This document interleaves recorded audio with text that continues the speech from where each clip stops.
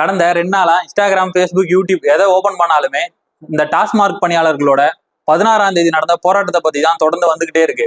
அவங்கள பயங்கரமா திட்டுறது, கமெண்ட் பண்றது போன்ற விஷயங்கள்லாம் தொடர்ந்து நடந்துகிட்டே இருக்கு. ஆனா அவங்க எதுக்காக போராட்டம் பண்றாங்க அப்படின்றத பத்தி வெளியவே வரல. அதை பத்தி நம்ம அந்த தொழிலாளர்கிட்ட போய் கேட்டப்ப ரூபாய் வேண்டாம், பணி நிரந்தரம் வேண்டும் என்ற ஒரு கோரிக்கையை முன்னெடுத்து பிச்சை காசுன்ற சொல்ற இந்த 10 ரூபாய்க்காக நாங்க இங்க வரல. எங்களுக்கு தேவை நிரந்தர வேலை வேணும். எங்க அப்பா இந்த துறையில 23 வருஷமா கஷ்டப்பட்டுட்டு இருக்காங்க. அவங்களுக்கு பணி நிரந்தரமும் இல்ல, ஊதிய உயர்வும் இல்ல. வேலையை பர்மனன்ட் பண்ணி கொடுக்கணும் அப்படின்னு நான் கேட்டுக்கிறேன் விஜயனுக்கு. 23 ஆண்டுகள் பணி செய்து வரும் டாஸ்மாக் பணியாளர்களை பணி நிரந்தரப்படுத்தி காலமுறை ஊதிய வேண்டிய எங்களுக்கு மாசம் 11,000 ரூபாய் தான் சம்பளம். அந்த சம்பளத்துல நாங்க எப்படி வாழ முடியும்? 10 ரூபாய் வாங்குறோம், 10 ரூபாய் வாங்குறோம் அப்படின்னு சொல்றாங்க. 10 ரூபாய் எதுக்காக வாங்குறோம்னா, கடை வாடகை, பாட்டில் உடஞ்சா அதுக்கும் நாங்க தான் கொடுக்கணும், கடையோட கரண்ட் பில், கடையோட ரெண்ட் முதல் கொண்டு நாங்க தான் கட்டணும். அப்ப நாங்க எந்த காசுல கட்டுறது? அந்த 11,000 சம்பளத்துல நாங்க எப்படி இதெல்லாம் பண்ண முடியும் அப்படின்னு சொல்லி கேக்குறாங்க. அது மட்டும் இல்லாம நாங்க இந்த டிவிகே கவர்மெண்ட்டுக்கு எதிராக போராட்டம் பண்றோம் அப்படின்னு சொல்றாங்க. நாங்க டிவிகே கவர்மெண்ட்டுக்கு எதிராக போராட்டம் பண்ணல.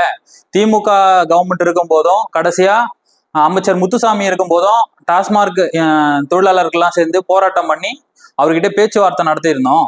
இப்போ டிவிகே கவர்மெண்ட் வந்தப்பையும் நாங்க போராட்டம் பண்ணி எங்க கோரிக்கையை முன் வைக்கிறோம். எதுக்காக அப்படின்னு பாத்தீங்கன்னா, எங்களுக்கு அந்த கவர்மெண்ட் தான் எங்களோட கோரிக்கையை நிறைவேற்றல, நீங்களாவது நிறைவேற்றுங்க அப்படின்னு சொல்லி தான் நாங்க போராட்டம் பண்றோமே தவிர டிவிகே கவர்மெண்ட்டுக்கு அகென்ஸ்டா நாங்க போராட்டம் பண்ணல அப்படின்னு சொல்லி பணி நிரந்தரம் போன்ற கோரிக்கைகள்லாம் வலியுறுத்தி நாங்க போராட்டம் பண்ணிக்கிட்டு இருக்கோம். எங்களோட கடையோட அளவு பாத்தீங்கன்னா 10க்கு 10 தான் இருக்கும்.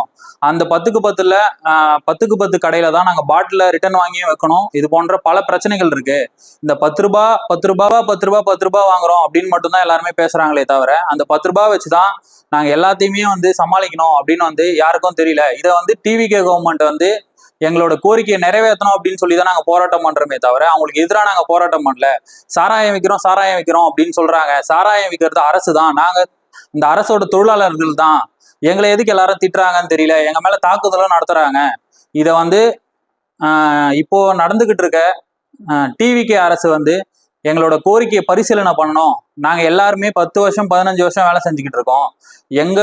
எங்களுக்கு பணி நிரந்தரம் பண்ணோம். ஏன்னா அவரே வாக்குறுதி கொடுத்துருக்காரு, 5 வருஷமா வேலை செஞ்சவங்களுக்குலாம் நாங்க பணி நிரந்தரம் பண்றோம்னு சொல்லி எங்களுக்கு பணி நிரந்தரம் பண்ணோம் அப்படின்னு சொல்லி தான் நாங்க அன்னைக்கு குடும்பத்தோட 16ஆம் தேதி உண்ணாநிலை போராட்டத்துல 3500 பேருக்கு மேல கலந்துக்கிட்டோம்.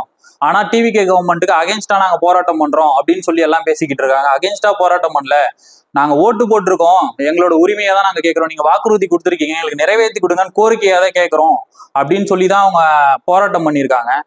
தயவு செஞ்சு அவங்களோட கோரிக்கையை கேட்டுட்டு அதுக்கப்புறம் அவங்கள திட்டணுமா வேணாமான்னு முடிவு பண்ணிக்கோங்க அப்படின்னு சொல்லிக்கிறேன். நன்றி.